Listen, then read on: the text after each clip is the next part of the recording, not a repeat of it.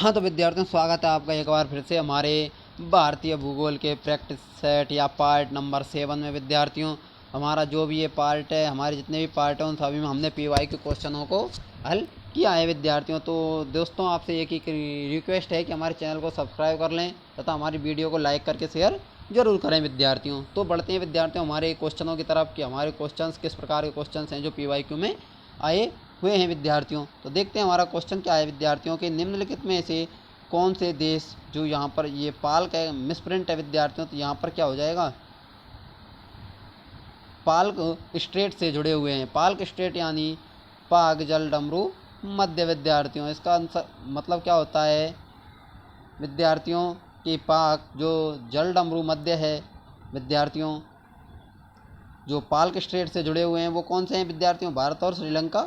हमारे जो दो देश हैं भारत और श्रीलंका, जो विद्यार्थियों हमसे से जुड़े हुए हैं, इसको हम क्या कहते हैं, भारत पाल्क स्ट्रेट को कहते हैं विद्यार्थियों। जब हम पाक जलडमरू मध्य के नाम से भी इसको जानते हैं और ये भारत और श्रीलंका के मध्य स्थित है। विद्यार्थियों, अगला क्वेश्चन है हमारा कि पाक जल संधि किन दो देशों के बीच हुई है। जो पाक जल संधि है यानी कि पाक जल डमरू मध्य के नाम से जिसको जानते हैं, वो किसके बीच हुई है विद्यार्थियों, भारत और श्रीलंका के मध्य। ऑप्शन नंबर सी हमारा यहाँ पर राइट आंसर हो जाता है। विद्यार्थियों, देखिए जो पाक जो जल संधि है, इसके ये बंगाल की खाड़ी को क्या है कि मन्नार की खाड़ी से जोड़ती है। पाक खाड़ी, जो पाक खाड़ी है उससे मन्नार की खाड़ी से किसको जोड़ती है, बंगाल की खाड़ी को जोड़ती है। विद्यार्थियों, देखते हैं हमारा अगला क्वेश्चन विद्यार्थियों कि भारत अपनी अंतर्राष्ट्रीय सीमा सबसे कम किस देश से साझा करता है। विद्यार्थियों, इसमें पूछ रहा है जो भारत अपनी जो अंतर्राष्ट्रीय सीमा है वो किस देश के साथ कम सबसे कम साझा करता है। तो विद्यार्थियों क्या हो जाएगा, ऑप्शन नंबर सी हमारा यहाँ पर राइट आंसर अफगानिस्तान हो जाता है। विद्यार्थियों, इसके साथ लगभग 106 किलोमीटर की जो है सीमा वो हमारा भारत देश है वो साझा करता है। अगर सर्वाधिक की बात की जाए विद्यार्थियों, तो सर्वाधिक में आ जाता है हमारा बांग्लादेश। विद्यार्थियों, क्योंकि बांग्लादेश के साथ हमारा देश जो है वो लगभग 4096.7 किलोमीटर की सीमा साझा करता है। विद्यार्थियों, अगर हमसे भारत से कि अंतर्राष्ट्रीय सबसे कम सीमा की बात करें तो अफगानिस्तान 106 किलोमीटर विद्यार्थियों, और अगर सर्वाधिक की बात करें तो हमारा बांग्लादेश हो जाता है लगभग 4096.7 किलोमीटर। विद्यार्थियों, देखते हैं हमारा अगला क्वेश्चन विद्यार्थियों कि अगला क्वेश्चन क्या है। हमारा अगला क्वेश्चन है कि क्षेत्रफल की दृष्टि से भारत का सबसे बड़ा राज्य कौन सा है। जो क्षेत्रफल की दृष्टि से भारत का सबसे बड़ा राज्य कौन सा है विद्यार्थियों, राजस्थान। अगर राजस्थान के क्षेत्रफल की बात की जाए विद्यार्थियों, तो राजस्थान का क्षेत्रफल है लगभग 3,42,239 वर्ग किलोमीटर। विद्यार्थियों, हमारा राजस्थान पहले नंबर पर आता है, दूसरे पर आता है हमारा मध्य प्रदेश और तीसरे पर आता है विद्यार्थियों महाराष्ट्र। अगर हम मध्य प्रदेश के क्षेत्रफल की बात करें विद्यार्थियों, तो इसका है लगभग 3,08,525 वर्ग किलोमीटर। विद्यार्थियों, अगर महाराष्ट्र की बात की जाए तो विद्यार्थियों 3,07,713 वर्ग किलोमीटर विद्यार्थियों यहाँ पर महाराष्ट्र का हो जाता है। विद्यार्थियों, अगर क्षेत्रफल की दृष्टि से सर्वाधिक जो सबसे बड़े राज्य की बात की जाए तो विद्यार्थियों क्या हो जाता है हमारा राजस्थान। यहाँ पर option number C right answer हो जाएगा। विद्यार्थियों, अगला क्वेश्चन देखते हैं। हमारा अगला क्वेश्चन है कि भारत के किस राज्य के पास सबसे लंबी समुद्री तट है। सबसे लंबी समुद्री तट किसके पास है विद्यार्थियों, तो वो है हमारे ऑप्शन नंबर डी गुजरात के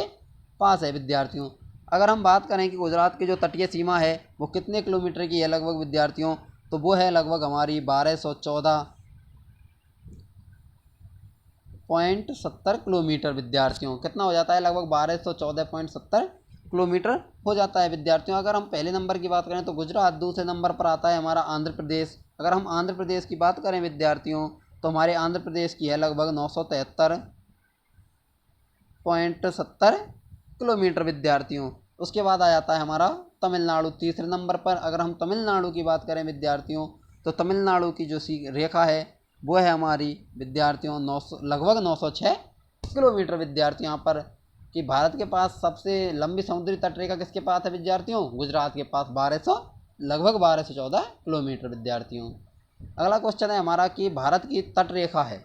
अभी बात हमने बात की थी विद्यार्थियों की, जो भारत की तटीय जो सर्वाधिक सीमा है वो किस राज्य की है, वो है गुजरात की। अब हमसे पूछ रहा है कि वो भारत की जो तट रेखा है वो लगभग कितने किलोमीटर की है टोटल। तो विद्यार्थियों वो हो जाएगी लगभग 7500 किलोमीटर, क्योंकि लगभग विद्यार्थियों अगर बात की जाए तो लगभग है उसकी 7500 16.16 किलोमीटर है विद्यार्थियों। हमारी भारत की जो समुद्री तट रेखा है वो है लगभग 7516.6 किलोमीटर है विद्यार्थियों।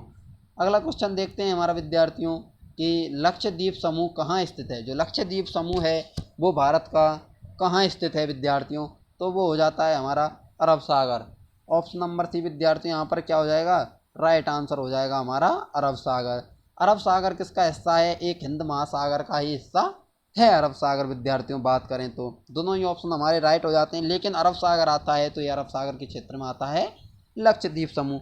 अगर विद्यार्थियों अगर बात करें लक्षद्वीप समूह की, तो इसमें कितने द्वीप हैं, इसमें लगभग 36 विद्यार्थियों छोटे छोटे द्वीप हैं विद्यार्थियों।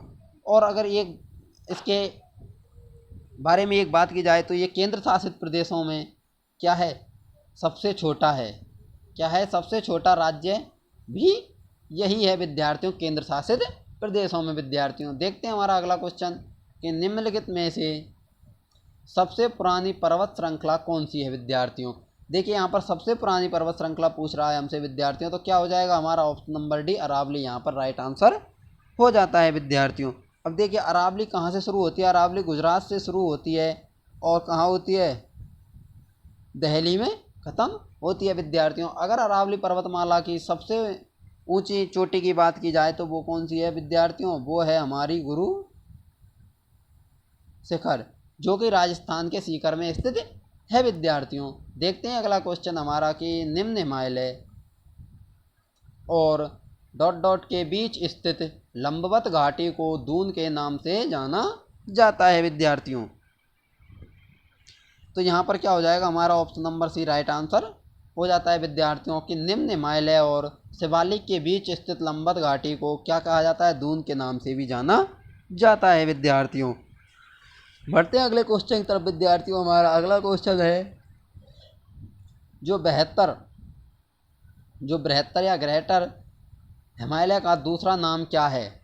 जो ग्रेटर हिमालय है उसका दूसरा नाम क्या हो जाता है विद्यार्थियों, तो इसका दूसरा नाम हो जाता है विद्यार्थियों हमारा क्या हो जाता है, हिमाद्री। ऑप्शन नंबर ए विद्यार्थियों राइट आंसर यहाँ पर हो जाएगा विद्यार्थियों। अगला क्वेश्चन हमारा कि सतलज तथा काली नदियों के बीच स्थित हिमालय के भाग को के नाम से जाना जाता है। किसके नाम से जाना जाता है विद्यार्थियों, उसको जाना जाता है कुमाऊं हिमालय के नाम से विद्यार्थियों। ये जो सतलज और काली जो नदियाँ हैं, जो सतलज और जो काली नदियाँ हैं, इनके मध्य ये विद्यार्थियों क्या बीच स्थित है। अगर इस हिमालय के क्षेत्र की बात की जाए तो ये कौन से क्षेत्र में स्थित है, ये उत्तराखंड के क्षेत्र में स्थित है। अगर इसके प्रमुख चोटियों की बात की जाए विद्यार्थियों, प्रमुख चोटियाँ हैं इसकी नंदा देवी, बद्रीनाथ हो गया विद्यार्थियों, त्रिशूल हो गया आदि इसकी क्या है विद्यार्थियों, प्रमुख चोटियां हैं विद्यार्थियों। अगला क्वेश्चन देखते हैं। हमारा अगला क्वेश्चन है कि भागीरथी और अलकनंदा गंगा में कहाँ मिलती हैं। जो भागीरथी और गंगा अलकनंदा हैं वो गंगा में कहाँ मिलती हैं विद्यार्थियों, Dev Prayag. Option number B हमारा क्या हो जाएगा विद्यार्थियों, यहाँ पर राइट आंसर यहाँ पर हो जाता है विद्यार्थियों। अगर हम बात करें कि जो भागीरथी और अलकनंदा के जो संगम होता है वहीं से गंगा का नाम क्या पड़ता है, गंगा पड़ता है विद्यार्थियों। और ये कहाँ होता है, ये होता है देव प्रयाग में विद्यार्थियों। कहाँ होता है ये, देव प्रयाग में विद्यार्थियों। अगला क्वेश्चन देखते हैं हमारा कि निम्नलिखित में से भारत के तलछट को प्रभावित करने वाली प्रमुख नदी कौन सी है। देखिए विद्यार्थियों प्रमुख नदी की बात की जाए तो ऑप्शन नंबर ए गंगा हमारा यहाँ पर राइट आंसर हो जाता है। लेकिन सिंधु और जो ब्रह्मपुत्र हैं ये भी तलछट प्रभावित करती हैं, लेकिन सर्वाधिक जो तलछट प्रभावित करती है वो हमारी गंगा नदी करती है विद्यार्थियों। तो इसमें ऑप्शन नंबर ए गंगा नदी हमारा क्या हो जाएगा विद्यार्थियों, राइट आंसर हो जाएगा। अगला क्वेश्चन है हमारा कि निम्नलिखित में से कौन सी नदी अपना रास्ता बदलते रहने के लिए प्रसिद्ध है। कौन सी नदी है जो अपना रास्ता बदलते रहने के लिए प्रसिद्ध है विद्यार्थियों, क्या हो जाएगा ऑप्शन नंबर बी कोसी हमारा यहाँ पर राइट आंसर हो जाएगा। इसे कहते हैं हम पूर्ववर्ती नदी के नाम से भी जानते हैं। इसे क्या कहते हैं हम, पूर्ववर्ती नदी भी कहते हैं विद्यार्थियों। अगला क्वेश्चन है हमारा कि बिहार का विषाद या बिहार का शोक कौन सी नदी है विद्यार्थियों, तो वो है ऑप्शन नंबर डी विद्यार्थियों। क्या हो जाता है, बिहार का शोक या बिहार की का विषाद हो जाता है कोसी नदी विद्यार्थियों, क्योंकि इसकी क्या है, प्रभाव बदलने की जो आदत है उसके कारण इसका नाम, इसको बिहार का शोक या विषाद कहा जाता है, कोसी नदी को बिहार का विद्यार्थियों। अगला क्वेश्चन है हमारा कि भरतपुर पक्षी अभ्यारण्य किस राज्य में स्थित है विद्यार्थियों। इस क्वेश्चन का आंसर देने से पहले विद्यार्थियों आपसे एक ही रिक्वेस्ट करूंगा कि हमारे चैनल को सब्सक्राइब कर लें तथा हमारी जो ये वीडियो है इसको एक बार शेयर जरूर करें विद्यार्थियों अपने मित्रों के साथ। तो विद्यार्थियों इसका राइट आंसर हो जाता है हमारा राजस्थान, भरतपुर राजस्थान क्या हो जाता है, इसका राइट आंसर हो जाता है भरतपुर पक्षी अभ्यारण्य कहाँ स्थित है या किस राज्य में स्थित है, तो राजस्थान ऑप्शन नंबर डी हमारा राइट आंसर यहाँ पर हो जाता है विद्यार्थियों। अगला क्वेश्चन है हमारा कि जो नामदफा नेशनल पार्क है वो कहाँ स्थित है, तो विद्यार्थी जो नामदफा नेशनल पार्क है वो कहाँ पर स्थित है विद्यार्थियों, तो ये हमारा अरुणाचल प्रदेश में स्थित है विद्यार्थियों। ऑप्शन नंबर डी यहाँ पर राइट आंसर हो जाता है विद्यार्थियों। अगर बात की जाए तो यह लगभग 1800 किलोमीटर क्षेत्र में फैला हुआ अभ्यारण्य या नेशनल पार्क है विद्यार्थियों। बढ़ते हैं हमारे अगले क्वेश्चन की तरफ। अगला क्वेश्चन है कि वह एकमात्र सेंचुरी जहां कश्मीरी महामृग पाया जाता है, ऐसा एकमात्र जो सेंचुरी कौन सा है जहां पर महामृग पाया जाता है विद्यार्थियों, तो क्या हो जाएगा विद्यार्थियों, इसका राइट आंसर हो जाएगा दाचीगाम जो अभ्यारण्य है विद्यार्थियों, इसका राइट आंसर हो जाएगा विद्यार्थियों।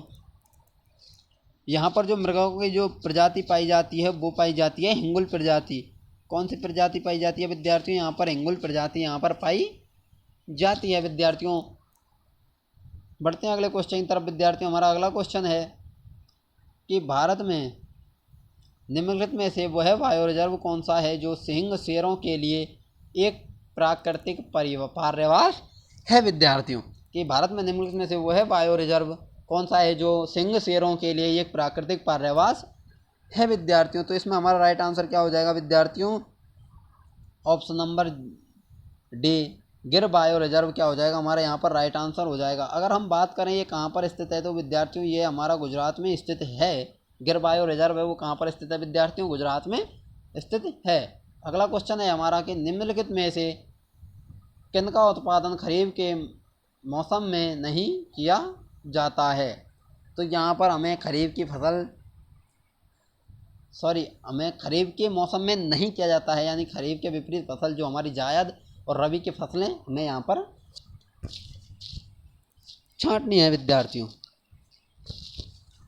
तो इसमें क्या हो जाएगा जौ और सरसों। ऑप्शन नंबर सी विद्यार्थियों हमारा यहाँ पर राइट आंसर हो जाता है विद्यार्थियों। अगर हम खरीफ की फसलों की बात करें विद्यार्थियों, कि खरीफ की फसलों की बात की जाए विद्यार्थियों, तो खरीफ की फसलों में आती हैं हमारे जैसे देखिए चावल हो गया,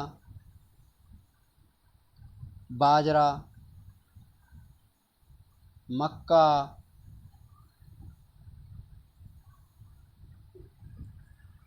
पटसन, कपास आदि इसमें आते हैं। और अगर हम रबी की फसल की बात की जाए तो जैसे सरसों, जौ, गेहूँ, चना, अलसी इत्यादि इसके अंतर्गत रबी की फसलों के अंतर्गत विद्यार्थियों ये आते हैं। अगला क्वेश्चन देखते हैं विद्यार्थियों हमारा, निम्न में से कौन सी भारत में रबी फसल नहीं है विद्यार्थियों। अब हमसे रबी की फसल नहीं है पूछ रहा है विद्यार्थियों, तो क्या होगा इसमें हमारा ऑप्शन नंबर सी क्या हो जाएगा राइट आंसर हो जाएगा। देखिए गेहूं हमारे रबी की फसल है, जौ और जूट ये तीनों के तीनों रबी की फसल हैं, जबकि जो रेपसीड है ये हमारी क्या है रबी की फसल नहीं है विद्यार्थियों। अगला क्वेश्चन है हमारा कि सरसों के बीज का सबसे अधिक उत्पादन करने वाला राज्य कौन सा है, जो सरसों के बीज का जो सर्वाधिक उत्पादन होता है वो कौन से राज्य में होता है विद्यार्थियों, तो ऑप्शन नंबर बी हमारा क्या हो जाएगा यहाँ पर राइट आंसर हो जाएगा विद्यार्थियों, राजस्थान। और राजस्थान में भी कहाँ होता है विद्यार्थियों, अगर राजस्थान की बात की जाए कि राजस्थान में सरसों के बीज का सर्वाधिक उत्पादन करने वाला जिला कौन सा है, तो विद्यार्थियों क्या हो जाता है हमारा यहाँ पर राइट आंसर क्या हो जाएगा भरतपुर हमारा यहाँ पर राइट आंसर हो जाएगा। अगर हम भरतपुर की बात करें तो विद्यार्थियों यहाँ पर केंद्रीय सरसों अनुसंधान केंद्र भी स्थित है विद्यार्थियों। अगला क्वेश्चन देखते हैं। हमारा अगला क्वेश्चन है कि पठार की जो स्थलाकृति आदर्श है किसके लिए आदर्श है विद्यार्थियों, वो खनन के लिए आदर्श है विद्यार्थियों। ऑप्शन नंबर सी क्या हो जाएगा हमारे यहाँ पर राइट आंसर हो जाता है विद्यार्थियों। अगला क्वेश्चन है हमारा कि खेतड़ी किसके लिए प्रसिद्ध है। जो खेतड़ी है वो किसके लिए प्रसिद्ध है विद्यार्थियों, वो है हमारे तांबे के लिए प्रसिद्ध है विद्यार्थियों। जो कहाँ पर स्थित है ये खेतड़ी, खेतड़ी है हमारा राजस्थान में। कहाँ पर है खेतड़ी, राजस्थान। किसके लिए प्रसिद्ध है विद्यार्थियों, तांबे के लिए प्रसिद्ध है विद्यार्थियों। अगला क्वेश्चन है हमारा कि भारत में तेल की पहली परिष्करणशाला स्थापित की गई थी। जो भारत की पहली परिष्करणशाला है वो स्थापित कहाँ पर की गई थी विद्यार्थियों, तो ऑप्शन नंबर सी डिगबोई हमारा यहाँ पर राइट आंसर हो जाएगा विद्यार्थियों। और ये कब की गई थी, ये की गई थी विद्यार्थियों 1901 में स्थापित की गई थी विद्यार्थियों। और विद्यार्थियों यह विश्व की सबसे पुरानी चालू परिष्करणशाला भी है विद्यार्थियों। अगला क्वेश्चन देखते हैं। हमारा अगला क्वेश्चन है विद्यार्थियों कि असम राज्य में काम कर रही तेल प्रयोगशालाओं या रिफाइनरियों की संख्या कितनी है विद्यार्थियों, तो वो हो जाएगा ऑप्शन नंबर डी हमारा 4। बात करें हम विद्यार्थियों तो पहली है हमारी बोएंगांव, दूसरी हमारी डिगबोई है विद्यार्थियों। क्या हो जाती है दूसरी हमारी डिगबोई। तीसरी की बात करें हमारी गुवाहाटी,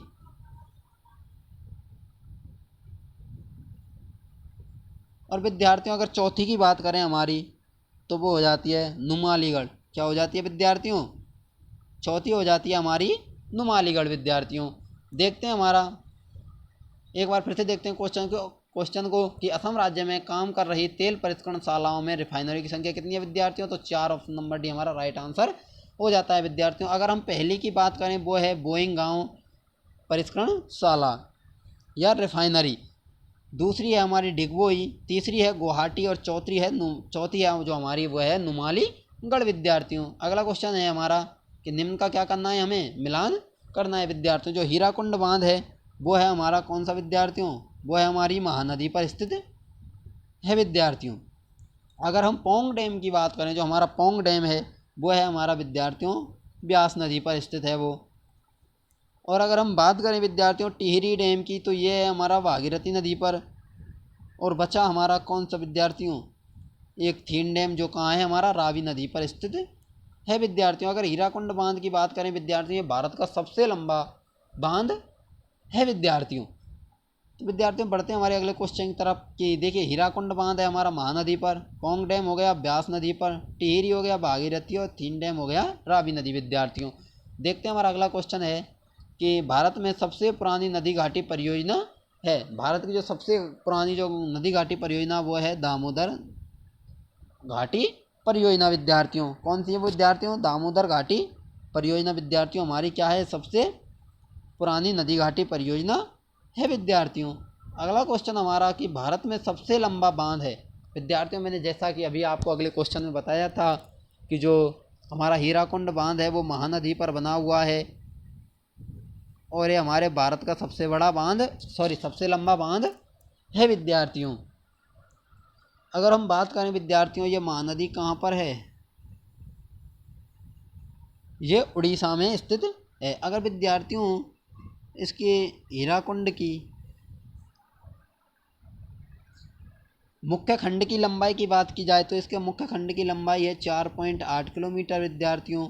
अगर इसकी संपूर्ण लंबाई की बात की जाए विद्यार्थियों तो वो है लगभग 25.8 किलोमीटर इसकी क्या है, संपूर्ण लंबाई है विद्यार्थियों। अब देखिए विद्यार्थियों हमने बात की थी कि भारत का सबसे लंबा बांध कौन सा है, हीराकुंड बांध। ये कहाँ स्थित है, उड़ीसा में। कौन सी नदी पर, महानदी पर स्थित है। अगर इसके मुख्य खंड की लंबाई की बात की जाए विद्यार्थियों वो है लगभग 4.8 किलोमीटर। और अगर संपूर्ण लंबाई की बात की जाए विद्यार्थियों तो कितनी है, लगभग 25.8 किलोमीटर इसकी संपूर्ण लंबाई हो जाती है विद्यार्थियों। अगला क्वेश्चन है हमारा कि निम्नलिखित में से कौन सा पोताश्रय प्राकृतिक पोताश्रय नहीं है विद्यार्थियों। ये हमारे प्रैक्टिस सेट का आज के पार्ट का ये अंतिम क्वेश्चन है। ये हमारा क्या है, लास्ट क्वेश्चन है विद्यार्थियों कि प्राकृतिक पोताश्रय नहीं है तो कौन सा नहीं है विद्यार्थियों। चेन्नई जो हमारा है ये कौन सा है, ये है हमारा कृत्रिम पोताश्रय विद्यार्थियों। ये है क्या है, ये कृत्रिम पोताश्रय है विद्यार्थियों चेन्नई। जबकि विद्यार्थियों बात करें हम हमारा मुंबई, पारादीप और कोचीन है, ये तीनों के तीनों क्या हैं, ये प्राकृतिक पोताश्रय हैं विद्यार्थियों। जबकि जो हमारा चेन्नई का है ये कृत्रिम पोताश्य है विद्यार्थियों। तो विद्यार्थियों आपको आशा करता हूँ कि आपको हमारी जो ये प्रैक्टिस सेट है पसंद आया होगा विद्यार्थियों। तो देखिए विद्यार्थियों, मैं आपसे एक ही गुजारिश करूँगा कि हमारे चैनल को सब्सक्राइब करके हमारी वीडियो को लाइक ज़रूर करें तथा इसको शेयर करना ना भूलें विद्यार्थियों। तो देश विद्यार्थियों, आप हमें बताएं, सजेस्ट करें जैसे कि आपको किस सब्जेक्ट की क्लासें चाहिए। अगर आपको थ्योरी वाइज क्लासें चाहिए तो वो हमें कमेंट करके ज़रूर बताएं और हम कोशिश करेंगे कि आपको थ्योरी वाइज क्लासें भी लाने की कोशिश करेंगे विद्यार्थियों। तब तक के लिए धन्यवाद विद्यार्थियों, अपनी तैयारी में लगी रहिए। अब की बार सिलेक्शन लेकर रहेंगे विद्यार्थियों। मिलते हैं अगले प्रैक्टिस सेट में।